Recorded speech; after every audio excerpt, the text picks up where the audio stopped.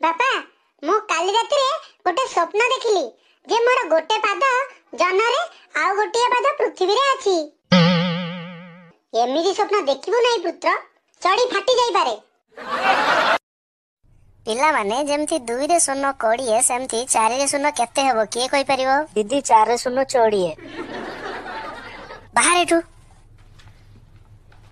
अभद्र पाठशाठ किछि नै, खाली अंडा खाया पय आसुंदी। जा अंगनवाड़ी रे पड़ी भारी हसकुरी पिलाटी। नमस्कार, पूरा 32 टा देखै दउ छी। सर मु पड़ी आपन कोचिंग सेंटर रे। हां थैंक यू।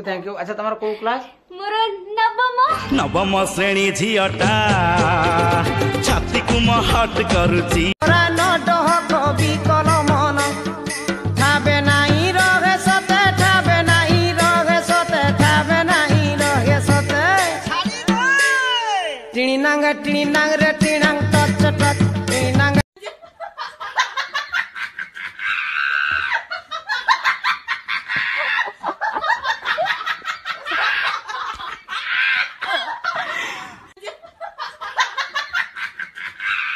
फार्म रे मो बेणी को हले देली लो कोन कुकुड़ा फार्म दोली होला। बारंबार खाली कुकुड़ा गुटे पानी दे टिके दाना दे सेगुरा किछि न। ते बाय कि मो बड़ भूल कली।